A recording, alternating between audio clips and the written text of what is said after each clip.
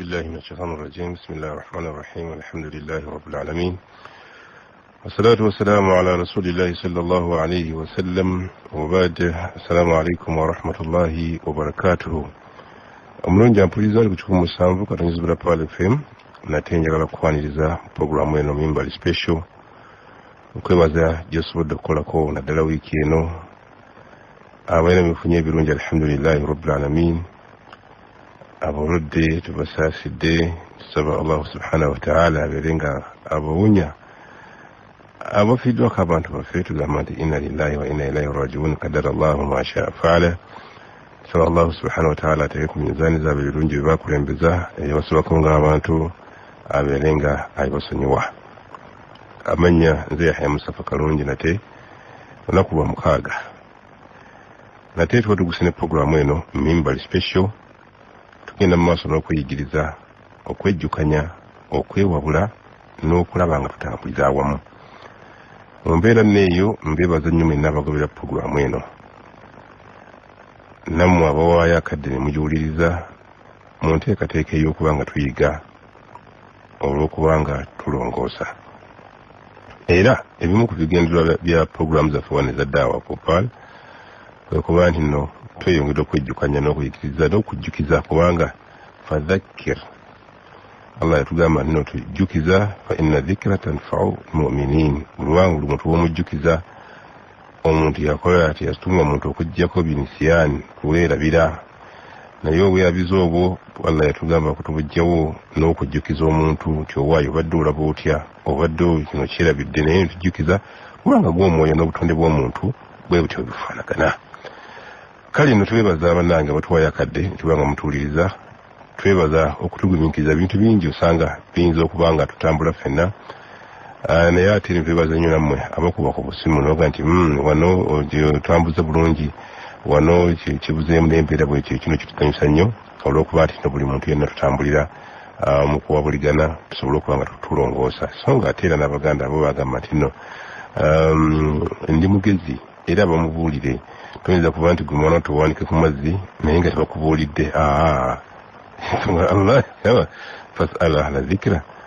in kuntum la ta'lamun. Mu byo tamanyi obuuzo oyo akola ki amanyi, ensonga nesobola okuba nga etambula bulungi. Kale nno mbaaniriza nate tugenda kuba nga tutambula mu studio sirinzeka wano, ninawo walimu mutabani wa Semuule Omar Sidiki Ndawula. Tugenda kutambula naye wano olunaku lwaliro. Nja kubanga mbasaba abeere nga babuuzaako n'oluvannyuma tugende bintu bingi tulina naye tujja kukwata ku wano wali tusobole okuba nti Allah kyanga tusobozesa kye tujja okutambula nakyo. Naye tukusaba okubeera nga owuliriza ennyo ddala tusobole okuba nga tutambula bulungi. Sebo tukwaniriza. Bismillahi rrahmani rrahim. Alhamdulillah wa bihi nasta'inu wassalatu wassalamu ala rasulillah wa ba'd. Abatuwuliriza abalungi, assalamu alaikum wa rahmatullahi wa barakatuh. Ekitiibwa Allah subhanahu wa ta'ala tumwebaza okubanga akyatulekedde obulamu, naye tumusaba Allah tuwe obusiraamu, tuwe okukola obulungi mu bulamu bwakyatulekedde. Baganda baffe bajjuludde, tumusaba Allah abasonyiwe ebyabasobako, basaasire nebyebalongoosa abikkirize. Amin.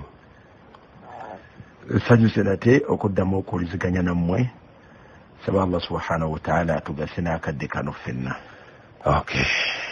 Tweyanzege ku 107 katonnyizibula Pal FM. Webali nnyo okuba nti okyagenda mu maaso ng'otuwuliriza abekyomya eri noza mwalimu batandise watezedda mwalimu Yahya Kalungi abeerako nnyo eyo ng'awulira Semuule. Mwalimu Yahya Kalungi? Alhamdulillah. Masha Allah. Okay, kakati tugenda tutandikira wano. Omanyi njagala tusookere tukoleko highlights ku bintu ebya bulijjo. Ku bintu ebya bulijjo gonoga nti si bya bulijjo. Waliwo fashions abazadde bangi, waliwo wano embeera eyajja okusooka yaviira ddala mbawala eyo negamba nti abaami bano abasiraamu bantu balina nnyo mukwano ate babeese kikuwulidde bulungi abaami bano abasiraamu abaami abasiraamu tebalina mukwano kakati ne balizootinga ku batali kyo era mwana wattu n'abazadde abayabayaba ne bakola ekyo okutya kwange kuli wano sekulye naye kuli wano ku bantu abasuula nti basitudde mu madaala gano ag'ensi bwe baleeta ba celebrities nabadde ndaba okuziika kwa nnyina wa munnaffe omitazaali mwana wattu bujjo simanyi nti mwana musiraamu naye kyembadde mmanyi nti yali mukyala wa Ssemwanga bwe nali nkakasiza ddala nti yali muki ebintu ebyo gamba birabika ng'ebya bulijjo naye nga mwana wattu bigendera ddala ne bibaako abantu bebikwata olw'ensonga nti twali tusoma musomo guno kutani etika abantu okwetika dda anti egyo njawulo biyungira ti abantu babatunuulira ne bakwatako we bati nolwonga nti tebakola ebituufu naye kati nga ffe ssuula kukireka bulesi ti embeera eyo si ntuufu omuwalimu gugamba ki mbeera kitali ntuufu anti nalabye kimbadde gamba oli mbadde simanyi bulijjo nti musiraamu ezaali bulijjo simanyi ndi musiraamu naye nagenza okulaba mwe nga musiraamu n'omukadde musiraamu kwegamba omukadde maama oba omukadde maama si eyafudde ebyo byonna bamusaalira naye kati je sikimanyiiko nti ono musiraamu kubanga engeri gye mbadde mumanyi eno bwa Ssemwanga simanyi ono bamuyita simanyi platinum sibitegeera manyi ebyo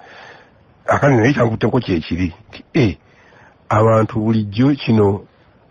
tusobola abantu baffe bangi bayinza okuba nga bali eyo naye bali mu mbeera efaanana bwetyo neefuuka na fashion mutali musiraamu no problem much as na ssente n'ebirala now motunuulidde egamba gwe olukwe lwo lwakwonoona nze si kwonoona ekola kutya nze ndabye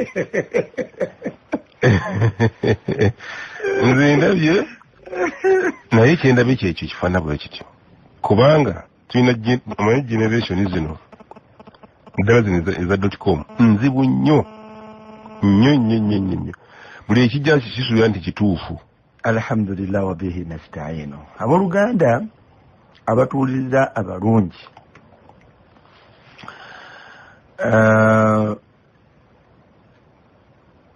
tulina ekizibu kiruddawo allah atutaase ebyo byoyogera oba ensi bwetambula buli omu alina abiri abiraba mwebiri nnyo oyinza okwesanga nga mu bannyoko esaagala kutunulira zali naye atunuulira abaana ba Saddiiki ntunulire abaana ba Kibirige gutunulira abaana ba Kibirige embeera eyo teriimu mweri atuwuliriza atunulire famire ye anoonye bannyina baliriddawa anoonye abaana be abaana baabwe ab'obuwala baliriddawa njagala kukakasa yenna gwampuliriza tyaye tekiri wano sided n'abaana ab'obulenzi baganda baffe tunuulira abakyala be balina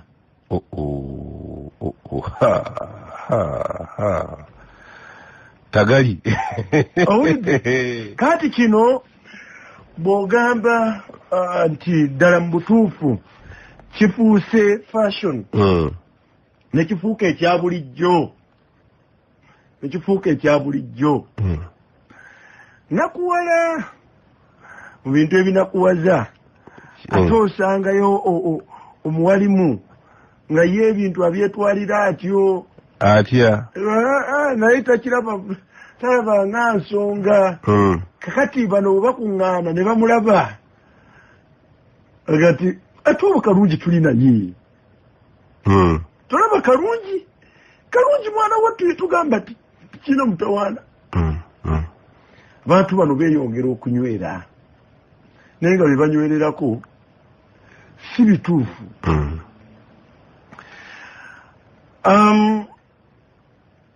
Kiruma nnyo, kiruma bw'obanga oli muzadde n'ozaala omwana wa Aisha n'ozaala omwana Aisha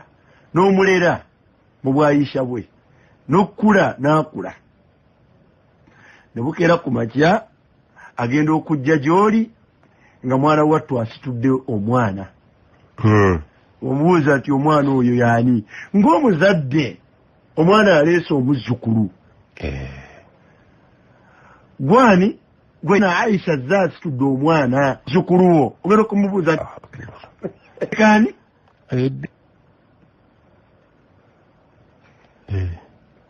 yali asaba edduwa nti rabbana kama waj'alna muslimain kuba yali ne mutabani nze n'omwana wange ono Ismail tufuula abasiraamu ababiri abaakusiramukira abaakujemulukukira obusiraamu bw'abaana bo kikulu gw'oli musiraamu alhamdulillah naye n'obusiraamu bw'abaana bo kikulu kati Ibrahimu agati Allah wange ndekanga ndi musiraamu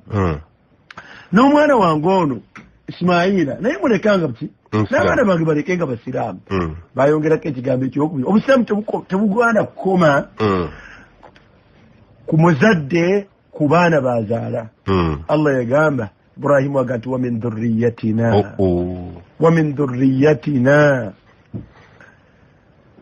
n'olulyo nezadde n'abazzukulu ummatan muslimatan lak Allah wange n'abazzukulu kigenderere tubeere abantu umma jamaa minan nas tubeere ekibinja ky'abantu tubeere famire naye nga ffenna muslimatan lak nga tuli basiraamu kyova olaba nti mu dduwa z'abantu abamanyi kye bali Allah subhanahu wa ta'ala zetuwa mu Qur'an ebbanga lyonna baga nti rabbana hablana min as-salihin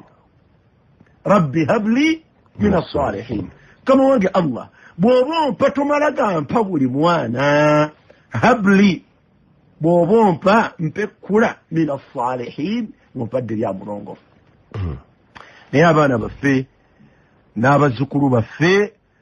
kyannaku okujja mu maaso go nga mwana wattu omwana gwaleese omuzzukulu gwaleese ng'akuleetedde ekyennyume kyo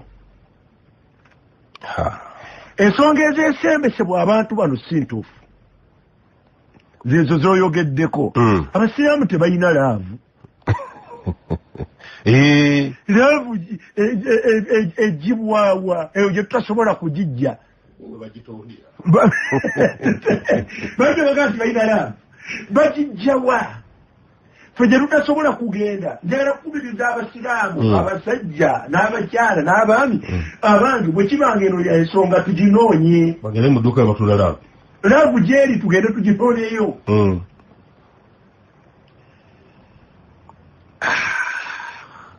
ekyo nno kigambo kikulu era ekyokubiri okwetwala abaana baffe jafuna ekigambo ekyokusatu ekitwala abaana baffe tutumu kweraga bakwita kweraga kweraga kati oli tutumu izo musanga kagenzera mu ngando genzera ndika gwagenzera ine enviri gerangeranga kukuba kweraga bwera naye bifaanaganya bityo abantu mbirabanga ensonga tubiddeyo ku ground waliwo osokedde wakulu nnyo temwebirabanga ensonga buli muntu atule mu nnyumba ye buli omu tunula mu nnyumba yo okutuula n'abaana bano okwogeraganya nabo kikulu banano twogeraganye n'abaana baffe n'endera gye tubaleramu nayo nkulu bw'olaba owa muno ng'akutta eyo eridda ku kkono bw'atyo gy'alaze ng'olinayo ababwo olina kudduka zambwa oddeyo mu babo olabe butya bw'osobola okukola ekimala okutangira kino tekijjeewo. Kakati waliwo ekkoona eddala omanyi gwali ku mulembe gwa Umaru engeri bebaga nti bo babakkiriza mmwe abasajja okubajjayo eno kati nekino akifaanaganya ekifaanagana nakino nti batuma babakkiriza okuwasaayo abasajja tozalanga omukyala tekirina muzibu. suratu tahrim suratu almumtahina aya ey'ekkumi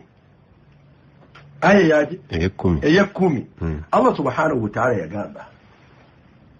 gye tuba tukomako ku nsonga Allah yagamba nti ya ayuha alladhina amanu abange mmwe abasiraamu abange mmwe abasiraamu so ne bw'ovunula nti abange mmwe abakkiriza naye bwenzivunula nti abange mmwe abasiraamu falmu'minuuna yadkhuluuna fi النداء دخولا أوليا بماذا يأتي أماكن بابا السلام أتا بكرزا ببابا سوسوق ينجل الله تقامت إذا جاءكم المؤمنات wano Allah subhanahu wa ta'ala yali ayogeraganya n'abasiraamu abaali basengukidde e Madina balese abakyala e Makka balese abantu e Makka kyatuka ekiseera abakyala nabo ne batandika okusenguka nga bava e Makka bajja nabewa e Madina. Allah agamba nti idha ja'akumul mu'minatu bwe mujjirwa abakyala abasiraamu muhajiratin nga nabo basazeewo okusenguka famtahinuhunna mubagezese mubawe ebigezo n'ebigezo bye baweebwa yabyogera mu maaso kwesembayo yubayi'naka ala an la yushrikna billahi shay'an ولا يسرقن ولا يزنين ولا يقتلن أولادهن ولا يأتين ببهتان يفترينه بين أيديهن وأرجلهن ولا يعصينك في معروف فبايعهن فبايعهن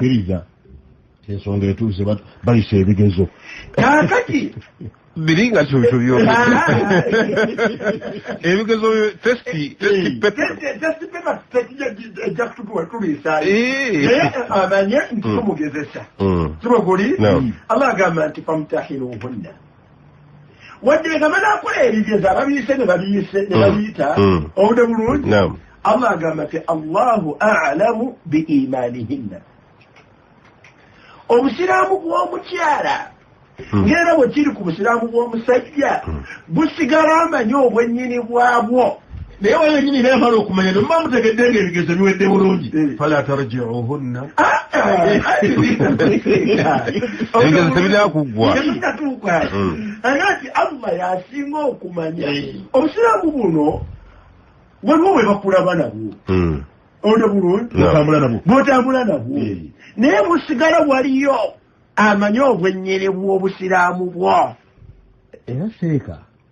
obusiraamu olwo bwe tutambula nabwo oluusi Allah ayinza okuba kwajja okusinziira otusasula owulidde kubanga buno bwe tutambula nabwo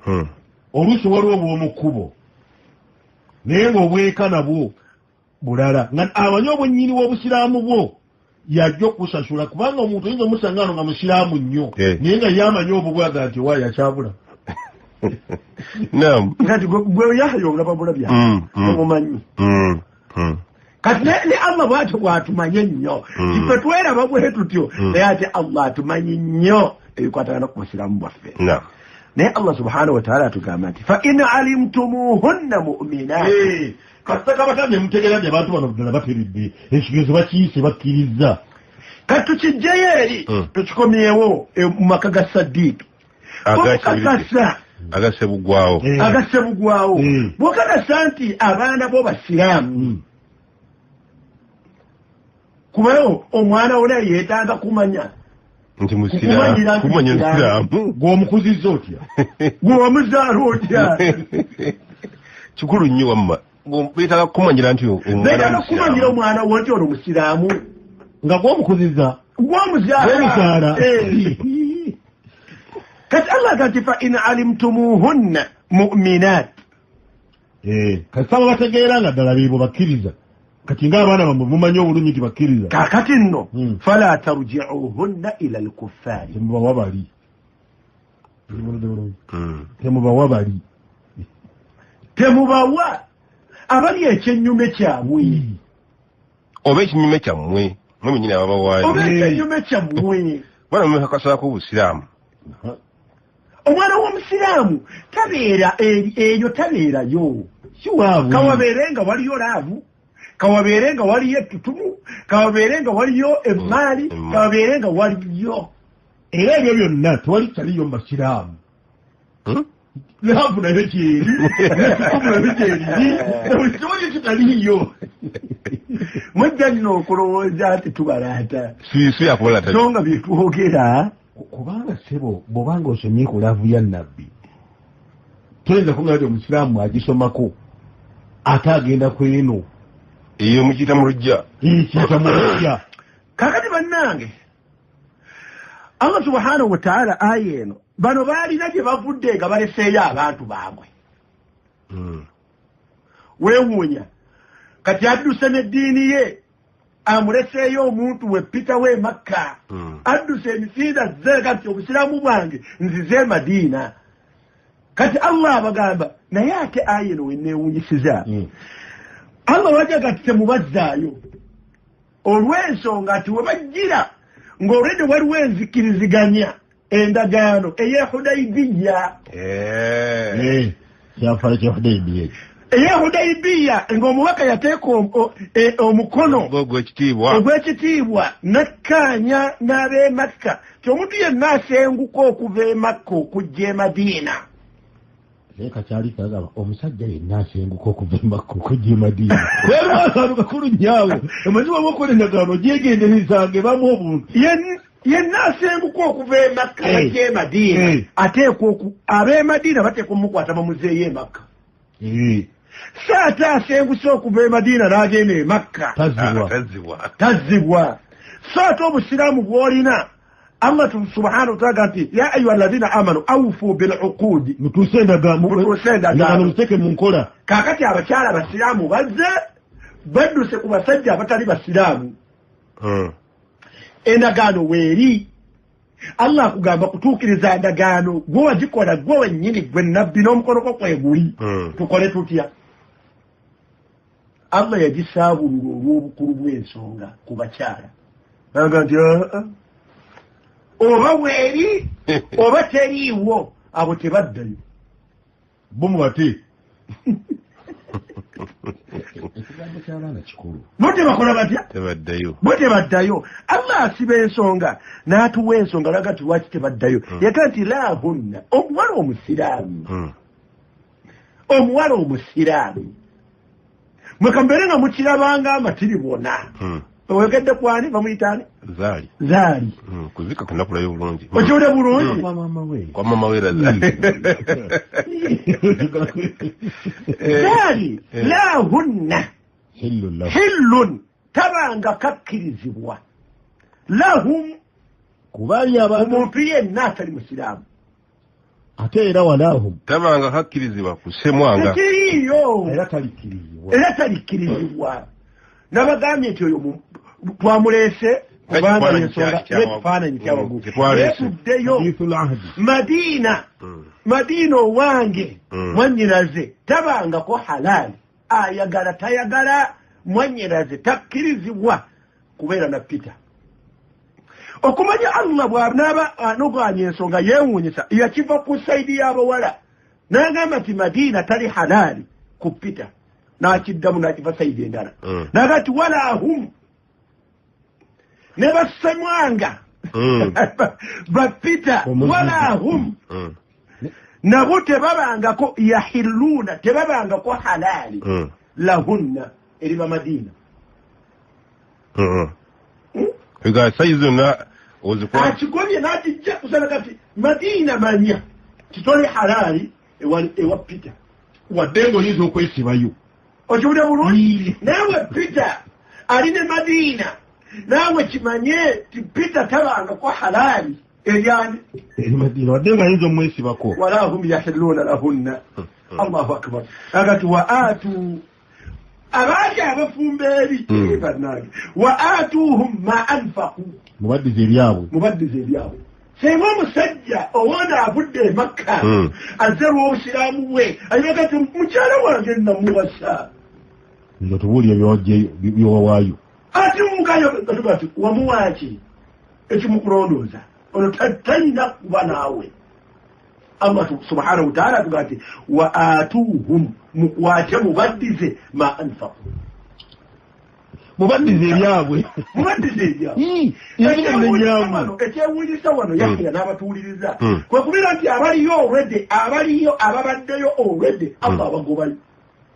naye ate gwe ogenderayo kaakati atannayingirayo ate yagagenda wala junaha alaikum olaba badda ku basiraamu nakati avudde eri ng'avudde wa Peter Allah amuganye okuddayo Allah agati wala junaha alaikum an tankihuhunna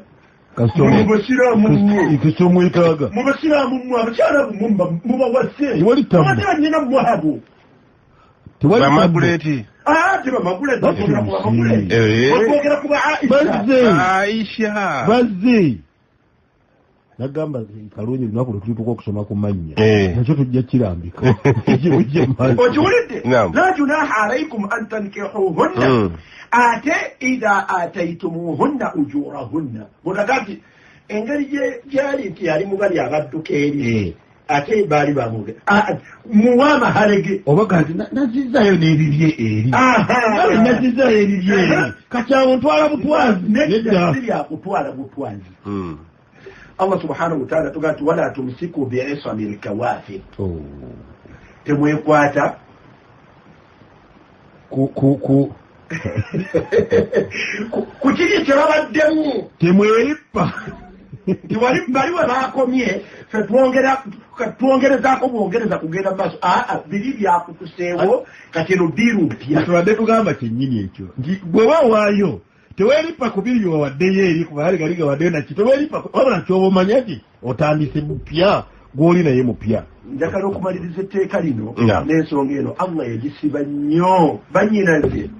baana mmwe ab'obuwala gwe muyita omuzannyo muzibu Allah yamaliriza agamba nti dhalikum hukumu Allah amaze okulamula dhalikum hukumu Allah gamba waliwo embeera eyawano ne waffe olwaleero omulamuzi wajja n'atula mu kooti ne bawuza kasaasana n'akoona oluyondo n'akitukaga nti omulamuzi yasazeewo kiwedde ekyo kyennyini ekifaananyi kye njagala oyagala okusembezaako ogambe ogambe nti dhalikum hukumullah yalamula n'asalawo ani Allah subhanahu wa ta'ala n'atakoma kwenyu nakati yahkumu bainakum ye mulamuzi alamula we wakati wammwe ensonga zammwe ye mulamuzi asembayo aziramula nolwekyo buli lwokwata okumenya omenya ebyoyo omulamuzi asemba tolinayo mulala Allah teyawa baana bano babuwala kweronderawo kino tekiriimu kweronderawo dhalikum hukumullah yahkumu bainakum naye biri byogambye tibalina kino Allah yakomekeza kati wallahu alimun abimanyi byonna bye mugenda okwekwasa ne bye mwagala okwerippako alimun bonna obusonga bwammwe bwe musinziirako okukola bye mukoze alimun mayitirivu wakumanya ekyo agati hakimun era yabiteekawo bijja mu kubimanya n'ababuulira bino nti biri bye mugamba si ebijjawo n'ateekawo ebijjawo Sheikh Umaru olina aya gye nkusanza osomesa njagala tuyigatte ku eyo nti ffe tulina kubeera balabirwako bw'oba osoma Suratul Furqan era ku nsonga y'abaana okubatunuulira Allah bwe yali ayogera ku baddu b'abalungi abalongoofu yagamba والذين يقولون ربنا هب لنا من أزواجنا وذرياتنا قرة أعين وجعلنا للمتقين إماما. ensonga eno tugisomesolako la tuli imaman tikomolo givundulemu katonaawo walladhina yaquluna rabbana hab lana min azwajina okumanya bino biruma era abantu abalumirwa obusiraamu bwabwe bibatwalira obudde okubirowoozaako biba bitya abaana bano bazadde naye banaaba batya Allah subhanahu wa ta'ala agamba nti bateeka mu kusaba kwabwe buli kaseera nga basaba Allah baga nti mukama wange Allah hablana mpa tuwe min azwajina bwabeera mukyala olwasaba ti baze wange ono mumpeemu bwabeera mwami olwabasaba nti omukyala wange ono mumpeemu enzadde wa dhurriyatina ne mu baana n'abazzukulu n'olulyo lwange lwonna bw'obampa banfuulire qurrata a'yun nga bwe mbatunulako amaaso gange gaba matebekevu gaba masiimu mba mumativu ama okuwanga amaaso go gakkakkanira ku mukyala wo gakkakkanira ku mwami wo gatebenkerera ku mwana wo gasanyukira ku bazzukulu bo gasanyukira ku bazzukulu wo kigambo kinene n'agamba nti waj'alna lilmuttaqina amaka gange at the end of the day ogafuule nga kyakulabirako ekirungi eri abantu abatya Allah ndoza maka ago ge baba batunula ng'abaana bo bwe batyo abazzukulu bo they don't care abazzukulu be maguleti la ilaha illallah nasallallahu alaihi ebigambo biwanvu baana mwabo wala bino bimukola binene naye nammwe abazadde munywere mutereeze ensonga kyenjizeemu mu aya gyesembezaayo nti ebintu bino si byakusaaga kubanga edduwa eyo esembezwayo eraga nti hatta obufumbo buno ibaada eyeetongodde kyokka ng'ate etambulirako n'edduwa tulowooza ti nja kuwasa bwebiti nebiba biggweeraawo kaakati nno muggudde oluggi oluzibuzibu kubanga waliwo omunafu agambye Ismail Kasule agambye nti kimu ekiviirako banyinaffe okufumbirwa basemwanga mbu tebaagala kubagattako tebaagala kubagattako omulala n'agamba sekatawa emukono n'agamba nti nina mukwano gwange baali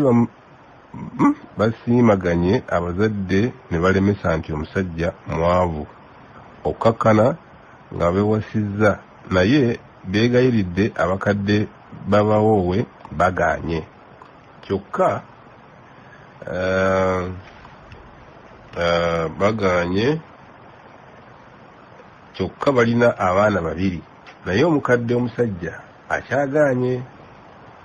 amatubira nnyo sheeke mwina nabutumira amanya togataddeeko esekatawa kale kaakati ono n'agamba nti ye agambye manya yani ye nabadde asobola kundagira agambye nti nno amaze emyaka 4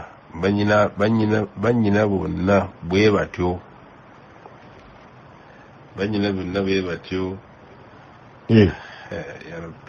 amaze emyaka 4 tekitegeerekese okumala emyaka 4 kyekyafula bannyina be batyo no nga era bangi mu bannyinaze bwe batyo bafumbirwa okuva kunzikiriza eri nga balowooza nti kyekituufu so nga ate nabamu mu mikwano gyange amaze amanya Abdulatif kyengera kale nkitegedde ayina eno taabu eri mu society yaffe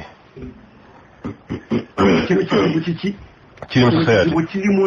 mu mpya zaffe obwongo saagala atuwuliriza abuteeke ku zzali zali n'obwezzalibwe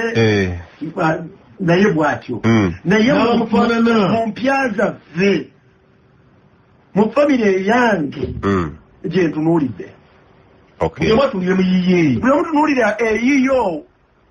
bannyinaffe baliriddawa ate va mu yiyo ogende n'ewuwo ogende ewuwo abaana bo baliriddawa kale wano ojja kwogera ya rabbi wano n'oyogera ku abo abafumbiriganiddwa ate atamulina nga amufumbiddwa ate amukozesa filharam oba nkyogere ntya waliwo abantu babiti bibiri waliwo ababafumbiddwa waliwo abalowooza nti babafumbiddwa ne wabeerawo nga baboyfriend baabwe abo bakulubalaza ddala kalungi enaku zino yakkiriziganya nange byayogera bulungi ensonga owulira bulungi kati bano abafaanagana bwetwaga nti we are still dating omusiraamu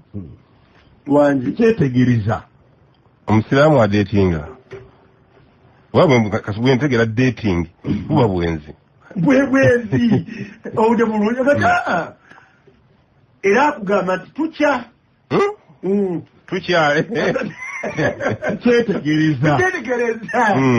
owulira bulungi naye nga beetegereza beerabira nti beetegerereza fizina beetegerereza mu buki mu bwenzi allah kyatakkiriza sawa weetegereza musiraamu oba si musiraamu bwobwenzi yetegereza ki nakiki kino kikolemu okutegeera kyeyetegereza era bbanga kiri weewadde lyogenda okyetegerereza yani yakutinga okwetegereza ngenda kyetegereza yani yakukkiriza weetegereze muneetegereza eyo nakiki kikolemu okutegeera mu bintu ebimu ebinakuwaza هذه لذة الدنيا buno bwomerevu bwansi bw'otunulira omuwala mwannyoko Aisha Madina ng'ali ne Peter akukakasa nti ali happy omutambulira bulungi akukakasa nti ali happy musanyufu mu mbeera ye abeere mu abo ba high class nga bugwogerako olaba nga obulamu bumunyumira abeere ku oyo nga si high class naye nga yaga ti nze oyo gwenjagala he's the one I love oyo gwenjagala mwe mumanyi naye nze oyo Peter oyo mulaba nze mmanyi nze gwenjagala olaba nga obulamu bumunyumira mu mbeerayi naye kinakuwaza ku lazzatu duniya ekinakuwaza ku bwomerevu bw'ensi byebintu bibiri oba bisatu ekisooka allah engeri gyakwataganamu gyatudiiringa naffe kuyo asobola omuntu okkeera ku makya nga lazza eno agimugjeemu ng'akyamuli mulamu wakafiru maaho so happens oyo Peter gwagamba nti kisobokera ddala ava okuleetawo embeera ne baawukana n'ava mu tamattu eyo kweyagala okwo eka batuuka ne ku stage egamba nti mu nsi ne bwe tuba tusigaddemu babiri nze n'oyo nga mulimu n'ekidomola n'awangalanga n'ekidomola naye nga sooyo nga allah subhanahu wa taala kijjemu naye ng'atuuka ku stage egamba ne bwe tusigala babi kugamba ng'obunyivu bw'alina n'obukowu bw'alina allah ng'akijjewo naye nga bombi we bali balamu sigamba nti ono afudde oba oli afu ne bombi we bali balamu naye allah subhanahu wa taala tukisalaga nti eyo ladda ngisalizzaamu naye ono obusungu buli obwabeera ku munne bwabeera alina ku munne ate okugamba nti mu nsi ne tusigalamu aba babiri nze n'oyo waki tutambula butambuzi obu naatuula ku munne waati nazza egenzi naye gwe naakuleka ng'oli muki ng'oli mulemu kwegamba allah asobola okukugjamu ebyo by'obadde weeyagala nabyo oyo omusajja allah subhanahu wa taala asobola okumukuggyako gwe nakuleka ng'oli mulamu. It so happens. Ono gwe mwogerako lwakuba nti ye yabikola atyo. Anizali. Owudde bulungi. Naye Allah yamulekanga mulamu. Oli bwe yagamba nti my love, my honey, my honey. Allah n'amutwala. Semwange tahta sawa. Wallahi. Nabadde mpuliriza sipiiki zabaddewo bannyina booli. Era ffe ono ekimu ku bagambye sababu nti wakuba nti ono yagenda teyali alabirira ono. Oli alazeewo ate? Eyagenda. Era ono omutima ne gugenda tegwadda ngulu nti paka Allah bwe yamujjuludde. Sheikh Umaru. Kwegamba Allah asobola okujja. Twogedde ku lazza eyo okugijjawo. Naye ate era olwo Allah waasobolera okugijjawo. Mwembi ne mubeerera nga muli balamu vuda kuva okukyokuvaa kuli. Naye nga mwembi. Tewakyali akyetaagayo omulala yenna. So oyo kwaba babiri. Naye nga musaganiza alhamdulillah natuula kiki kikyayina mpuli omubiri gwonna gwabwe. Tegukyayina kye gwetaaga mu nsi nga mugwakuleetedde ekirwadde nga kikutunuuliza bwekiti. N'olwekyo obeera ng'otunuulira embeera eyo. Oddayo ku aya eri Allah subhanahu wa ta'ala gye yagambye twasomyeko nti Allah subhanahu wa ta'ala a'lamu bikum. Yasinga okutukola ki? Okutumanya. Era tobola nti ye mulamuzi asinga mukubeera nti atumanyi nnyo agamba g'obeeroyeta gonna. Subhanahu wa ta'ala asobola gakulaga ng'ogalabako bw'oti nga tolina gyodda. N'ekisinga okubeera ekinene kwe kubeera nti mwannyinaze Madiina, mwannyinaze Aisha, mwannyinaze Ani ali mu mbeera eno. Allah ate agenda kukola ekinene kisinga ebyo. Kiriwo ate. Akhiru mataafu Allah ajja mukwata amutte ebyabireka ku nsi. Bali ababiri tubadde twogerako bennyini bamukubiddeko ekifaananyi omu yaleka munne ku nsi. Naye oli yaleka munne ku nsi n'obutali busiraamu bwe tetumufaako. Naye tulowooza ku lunaku Allah lwalitwala mwannyinaze Aisha agenda amuvunaane emyaka 7 gy'amaze nga omusajja ono amukozesa mu ngeri Allah gy'atamukkiriza. Sheikh Umaru aho wenyini njagala tuyingirire nti abamu beekwasa ensonga nti tebasobola kwongerwako oba tebaalyagadde kwongerwako. Omusomesa omubuuza waffe moderator fono akyanjudde bulungi nti abamu ekibatwala eyo batyamu Abayisiraamu nti ijja kuwasa abasuka ku ki kwomu omwongereko. Ekyo kyennyini twagala soka tubalengezi nti era yatutonda yatusinga okutumanya. Mu kusinga okubeera nti atumanyi nnyo ekyo naki yakiteekawo n'akikkiriza. Baali badde bo bennyini yali badde agamba singa yali badde beetaagisa okwagaa ndi bongerweko omulala. Ekyo kimu. Ekyokubiri okubeera n'ono nga mufaanagana nga mulowooza nti muli ensimbi nnyingi tosobola kubeera ng'omumaliriza naye oluusi olw'obutakulaga nga wamufuukira ekyokoola gwe nolowooza nti oli omu. Mundowooza eyo okulowooza nti oli omu n'abeera nga naye akuumira awo bw'atyo. Naye Allah subhanahu wa ta'ala ne kino teyakiragira nti oteekeddwa buteekwa okubeera n'ababiri oba n'abasatu wabula yakikkiriza bukkiriza. Mufuti n'abatuwuliriza njagadde nnyo abaana bannyinaffe nga bwe yeeyagala mu mbeera eyo gy'awulirira nti emutebenkeza alowooze ne ku baada wafaatiha, balowooze ne ku luvannyuma lw'okufa kwabwe. Ddala okubeera n'ekintu kye weenyumiririzaamu nga wali mu maaso w'olaga nga tekigenda okufuukira ensonga okukaaba twawange entulege, kyekigenda okuleetera obulumi, ekyo kyekituufu. Omuntu abeere mu relationship olwaleero ng'emunyumira nnyo nga end results za relationship eyo nga muliro gwa Allah. Yaya mwannyinaze abeere mu relationship era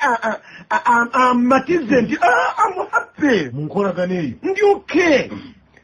Naye nga ddala ekyo kyaga nti alyokke mu kyo ng'oluvannyuma lw'okufa kwe kyekigenda okumubeeza mu muliro gwa Allah. Kino kyekituufu kye bakola. Ddala obwo buba buwoomerevu butuufu obwekiyita mu lujja. Kuba enkomero yaabwo miranga. bannyinaze abampuliriza enkomerero y'obuwomberevu bw'okubeera n'omusajja fil haram Allah gw'atakukkiriza enkomerero yaabwo muliro gwa Allah muliro gwa Allah kakati ddala gwe n'otebenkerera mu ekyo ekikutuusa muliro gwa Allah era ne bakusanga ng'oyita kuli era nga weeraga nti oli wa bbeeyi oli wa kitalo nze nno nga nnondawo eyandibadde mu mbeera nga si bwetyo temweyagaza naye ng'enkomerero yaayo end results agenda kufuna ki ajja kumusiima tebitegeerekeka ndowooza bitegeerekeka temuli kinene enkomerero yaakyo okomekererezaawa baleetekawo kibuuza nti emirimu gyonna gino tugikola kuno ku nsi twagala ki kubanga omuntu yenna akusabira jjana nga tetufuddayo kumanya gagituuma ayinza giyita eggulu ennyumba ey'emirembe okwesiima ne bonna bali ku nsonga etya emu naye gwe olwaleero okola bino byonna gw'oyagala ki era bw'obeera nga omaze okukikola bwe kityo ddala okakata kikuyingiza gy'olaga bwe kiba tekikuyingizaayo sireni akadde katuuse kyusaamu oveeyo nti ogwatudde gy'oli eyo olwaleero owulira bino oba gwe omuzadde ng'owulira bino oba omwanyinawo omuntu ng'owulira bino kakasa bukakasa nti okyalina ekkubo erikujjayo okyalina ekkubo erikuziwa Allah subhanahu wa ta'ala endireza kisizitereere leba kuwoza nti ate oba nakigwamu kati kyaggwa kitaalina kyakkola nzaddeyo n'abaana kati nze omuwala omu yaŋŋamba mungu yamanyi omuwala omu yaŋŋamba akiseeka nze ndowooza ndi wa mukisa bubi naye siina kyakikolera okuviira ddala nga nkyali mu kusoma sikwanibwangako musajja musiraamu nange waliwo yakingamba n'abaana batugamba kati abasiraamu bakolera eki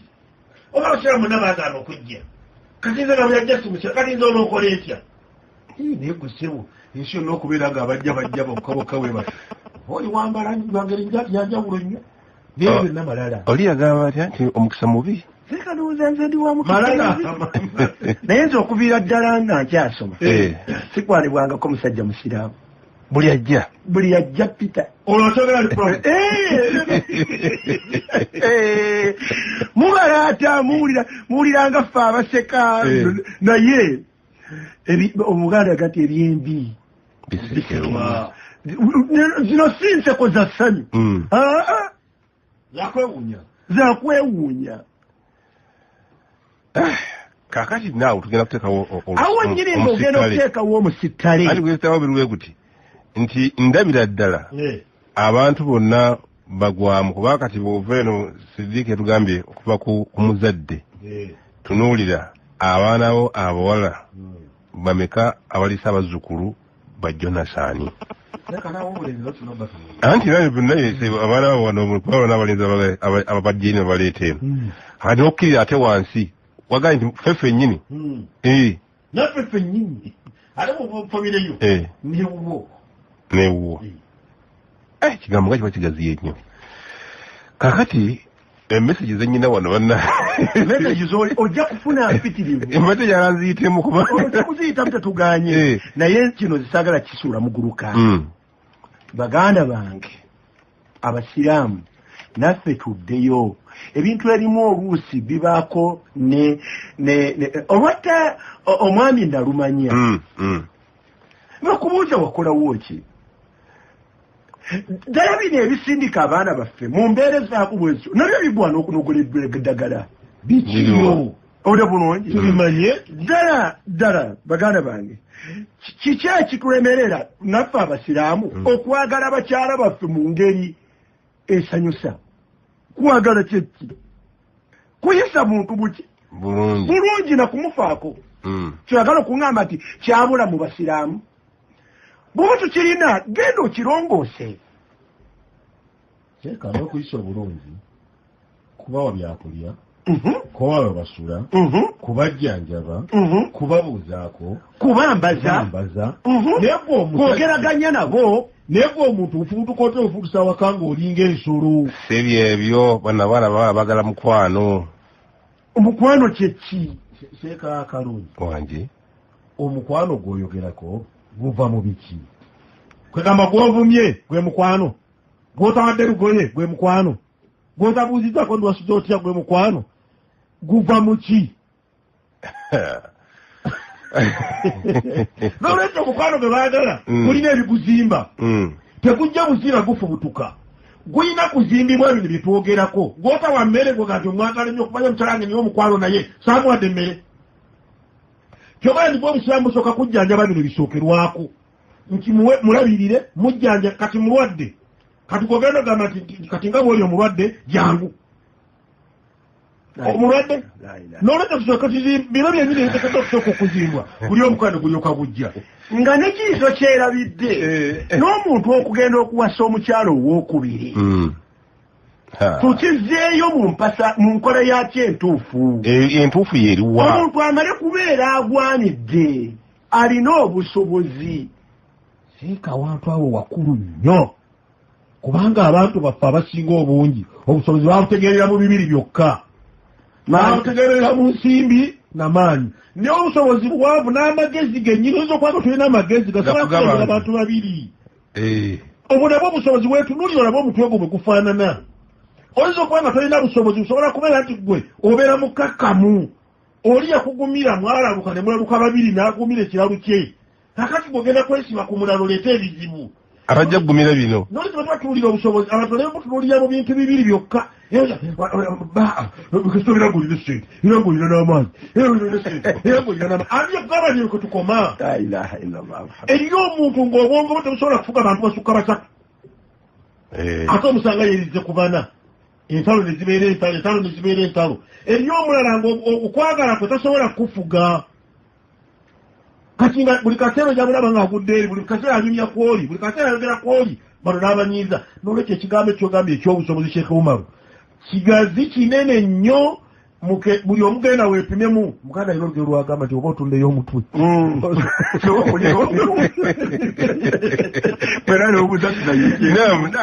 Sidiiki gyala okusenyala agendako mu mesenyi nnyina mpitirivu. So obusobozi mu bintu ebitamisizza abaana twetaaga solution. We need a solution. Ku mbeera zaffe ez'amaka ddala mu butuufu amaka gaffe mafu, twetaaga solution. Naye tulina okuddayo kati omukyala ddala mu butuufu omutima gwe gufudde ali mu muzigo sibo guli n'abaana bamwaba basatu okugusasula mumala kuweza myezi 3 nga mukyanoonya babalabala alikabagoba onde mulungi ogenda okuwulira kyati kalungi omukyala ono agenda okuwulira kyati kalungi ayina gwe yafunye omuzigo omulala yataddewo Kadija wali kulama owulira omutima gwono ogwono oba ogumenye ogwono oba ogukoze otya oba ogumenye ate n'abamu ne baba beewuunyisa n'omusanga nga ate bw'afunye sente n'akazimba wali akayumba ono Safiya bw'alinayo muzigo n'abaana 3 amuleka muzigo Kadija gwe yaleese eggulo n'amutwala mu nnyumba eri. Kati ebyo bye twagala obwenkanya bululwa ebyo abantu babatereeza ebyo bwe bityo obwenkanya bwate bulidde oli akamu naye ng'ebyo bya bulijjo nze nina mwannyina azeera nti Seeka omusajja ayagala kumpasa naye alina mukyala we n'abaana balina we bali mu mukazigo naye nnyumba gye yazimbye agati muwantwala namugaa nti tokikola teka kutanda bw'abanga akyetaaga atwalemu bali bw'aba akyetaaga atwalemu bali gobere muzigo n'olabanga awo wasibukawo eddogo ennyo ebitagwana ono kuba tutte yalowooza bamututte mu matiri bona ye ba anti ba otegeera otya okutegeera bukyakubuze kati bwemutuuka mu kayumba eri ono gwe mwanyiizizza omutima gwe ne mugumenya bw'asangibwanga si munnaddiini kiri awo ng'adduka mu ddogo bw'alikola nga lijja libakwatira mu kayumba era balimulemerera anoonya omutemu Tokoliganye ki. Ono alabika yaleeta ly'amaanyi okusinga eryange. Omanyi endiri zawujo omanyi bigwera bigwa mu kayumba eri mugole tasobola kwegatta naye. Mubeeramu bubenzi bifaananyi. Kali bw'okoma weeno mu muzigo ng'obeera taratibu. Ng'otandika okutuuka kati naye bw'embeera bw'omugole sikola. Ate bw'enzirewa kiki mukazi ono kyeyakola. Otebukira temubudde. Alhamdulillah. Ebyo byonna tuli bantu bakulu tubirabyeko walillahi alhamdu tetwogera bye tutamanyi. Ne bye tugamba babimanyi. Ebyo kati bana babiwuliza bennyini. Babimanyi. Nebe bananyini byo. Basula babimanyi. Baalija babimanyi. Nebe bananyini byo. Chikwe musanvu katuyizula pale FM. Kansome ku messages z'abantu bano kubanga mpitirivu. Ono ali Cairo. Agambye assalamu alaikum warahmatullahi wabarakatuh. Nze ndaba nti twava ku hadisi ya Nabbi ey'ebintu bye tuteekeddwa okugoberera nga tugenda okuwasa. Ebina. Ku mukyala Nabbi yatuwa bina ate ku musajja n'atuwa bibiri. Soka tumutereze naye. Omukyala ebigambo mbaka bye tugamba nti omukyala awasibwa ku lw'ensonga nnya. Obusiraamu si bwe bwatuwa. Yeye tuwako kimu ye. Eri zaali kutubuulira mbeera z'abantu. Mbeera zaffe ez'abantu tutugenda ne tuwasa abantu olw'ensonga zino. Olw'ensimbi zaabwe. Olwa ebiti efamile zaabwe olw'obulungi bwabwe n'olw'eddiini ne obusiraamu bwo ne butulonderako muga nti ensonga y'eddiini eno ogitwalanga nga nkulu emikono gyo gijja kujjulamu obulungi naye teyatugamba nti omukyala awasibwa mugere muwase olw'emmaali ye mugere muwase olwa eri yali khabar kwali kutubuulira embeera zituwangaaliramu naye mbaka yali yatulonderamu laga nti eddiini y'omukyala tuwera birango girowoozaako gyosoosanga kale webale nnyo muganda waffe Sesoro Yasser Ahmada Kiruta Kamulali awali mu University ya Azhari mu Egypt. Message endala egamba nti assalamu alaikum buli lwe tuva ku bya Allah ekidirira miranga kituufu ku midiya zonna kuliko n'amabaluwa mu nnyambe omusajja ankola bw'ati Yasir Abdul Karim ew'obulenzi kale tumufunye nnyo. Ono munnaffe n'agamba nti nga Sheikh mwebale omusomo ogwo nze ngamba abazadde tuddeyo ku nnono yaffe tufunire abaana baffe ababeezi Lubowa Ibrahim Ebuddo. Ekyo nakyo kigambo kikyali kizibu. Omulembe gwe tulimu ogamba nti tufunire abaana baffe ababeezi tebakyakkiriza. Illa kalila okujjako abatono abaagunjulirwa ku mbeera eyo naye tukkaanye n'abaana baffe abaana bakkirizibazadde ku bantu be baleeta abaana baffe bakkirize okuwabulwa kw'abazadde nti munnange ono gwoleese si musiraamu nedda Aisha wange nkuwe ntya Peter omwana akkiriza mukkaanye n'omuzadde naye gwe kyogamba nti ojja kuleetera muwalawo oba mwannyoko ojja omuyite ti Aisha uno ndese kibaate gino si mirembe gyammwe nawe omwana bw'obeera oleese ndekera taata nange ntunemu mu kyoleese oleese naye ng'oleese ekyeteeretuuseemu naye ojjalukanyizogenjaga taata wangaane waakiri okufa nja kubula naye nga ilaha illallah wabeerewo okukkaanya kuba ekyo ky'oyogera kyaliwo naye essaawa eno tubeere waqiiyin tekikyaliwo tokyayita muwalawo noga ti owange kalungi ono ayinza n'okugamba ekigambo ekitaliiyo oba omwagala gwe oba mufumbi ogamba abaana babadde oba oba owulira nti omwagala mufumbi gweoba ofumbirwa agamba kitaawe kaakati oyagaidi salamu alaikum warahmatullahi wabarakatuh nina abaana abawala abato nze taata ntandise ntya okubabuulira ensonga ezo kubanga the earlier the better ensonga ezo zizingiramu ez'omu kisenge Sematimba Muhammad ekyebando n'agamba nti Sheikh ekyokutomera atali musiraamu kisoboka nange bwe nali naye bwe nazisinkana omusiraamu kati ye mama w'abaana ekyo njala tukutuleza abantu baleme kutubuzaabuza omuntu kasitambala okukula waliwo by'obutonde bimulwanja obubanzi kati gwe taata olowooza nti okwogera n'omwana wo oluwoleza kutandika na bya mu kisenge nga tongambye nti mwana ng'oteekeddwa okufumbirwa mwana ng'oleeta omuntu bw'ati ye bw'aba amuleeta ani yabamu buli byo mu kisenge ye ng'amukuleetera nga tomugambangako kintu na kimu ye nagamba nti ono gwendeesa ani yemu buli ebyomu kisenge omuntu yenna buli lwakula Allah subhanahu wa ta'ala n'embeera z'amuwa ezitegeeza nti kati adudde mu ddaala agenda mu ddaala eddala nose taakalema kutandika kulowooza nti gwe olina okusomesa ebyomu kisenge gwe sooka omale okwekalejinga omwana okufumbirwa ekyokubiri enkalejimenti gy'omuwa akuleetera omuntu omulungi oba okkiriza okumutegeereza omuntu omulungi kati ebyetaaga okumusomesa byonna obusiraamu bwabisomesa nga tetwerabidde nti omwana mugunjulire ku busiraamu obusiraamu buno bw'omugunjulirako n'otuuka okumulaga nti entambula ze zonna ateekeddwa okubeera nga atambulira mu busiraamu ajja kufuna etegeera ti n'omwami gwateekeddwa okubeera naye n'omukyala gwateekeddwa okubeera naye abeera muki musiraamu mu ngunjula eyo yennyini n'abaana baffe be tubamanyiiza lwaki ngambye okubamanyiiza abaana baffe society mwe tubawukuliza ojja n'okwata omwana n'asomera mu ssomero ly'abatali basiraamu primary okuva ku nassary okutuuka ku P7 abantu bawangadde nabo si basiraamu kirina gyali si bagoli bw'akuze n'agenda mu secondary era n'awanga n'omutwala mu secondary si yabuki si ya busiraamu n'akula okuvanga muto mpaka lwakuze n'amala senior 6 n'amaliriza ne university nga abantu bamanyi beebo omusuubira kukola ki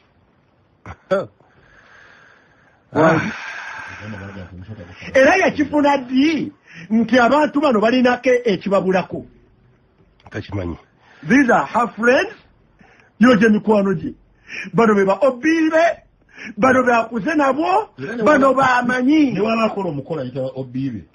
kati ongamba kati amaze okufuluma mugati mwana wange katijja Halima tonzitanga n'oleeta wano omusajja atali musiraamu can it work really? tekisoboka so engunjula matters a lot. Okay. Lukabwe Idrisi agambye nti nno Mawogolo ow'eka Lububu agambye nti Mawogolo naye tulinayo okay kale kankifunze bwe nti kanika gyo kiwandiseemu kizibuzibu naye agamba nti nno waliwo abakadde abamu abazalibwa ne bannaabwe nga basenga baabwe ne bajja ne babeera ne bapita kakati oluvannyuma ne watabaawo bakulu kyonna kye bakolawo mu famire mulimu abagenda ne bapita abalala ne bagenda basiraamu kati n'agamba nti nno obwo bunafu bwa bwani njagadde famire sigyogedde ogimbulidde naye sijja kugyogera wano. Okay kakati Sendabula Musa ekikunyu sejja obuzibu abantu bakola ebyo tebawuliriza misomo gino. Okay Sheikh ya assalamu alaikum banyinaffe bangi balowooza mbu omukyala taba na ddiini Ismail wera good ekyo nakyo kigambo kinene mu kiganiro kino ono aleesa hadiisi eno agambye tibarakallahu fikum Sheikh mbadde nsaba ku bujulizi nti omukyala Allah yamukkiriza okufumbirwa ku basajja 7 singa awulira nti oyo gwalina tajja muwe sajjana Usama Mbejje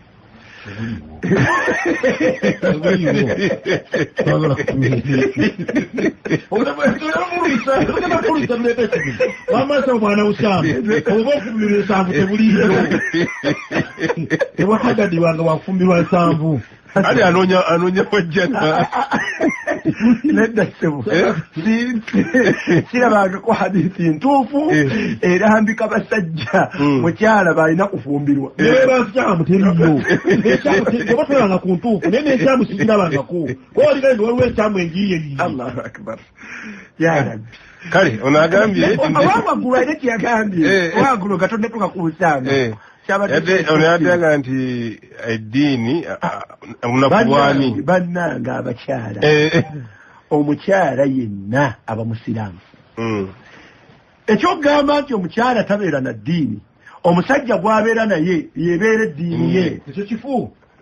efulufufu. Omukyala abeera muki? Omukyala yenna abeera musiraamu. So bw'otabeeranga ologa nti eddiini y'omukyala ye musajja we. Kigazi buli muntu yenna asaanidde kuba musiraamu. Ateekeddwa kusaanira. Ateekeddwa kuba musiraamu. Ateekwa kuba musiraamu. Kakati abantu bajeema bujeemi. N'omukyala yenna eddiini ye eteekeddwa kuba musiraamu. Okukyusakyusa kuno kwonna abantu kubakyusakyusa nti abaana ddiini naki akodyo mu ngeri era y'okubaguyaguya n'okubanafuya nze mba kutwala egambye abakazi byewuliza ate gwe batagenda kutayirira obusobetobwa obufuufufu. Namwanga Jawhara Enajeera agambye nimusomeseza tusiimye naye nsaba Allah ampe omuntu omulungi ng'agondera amateeka ga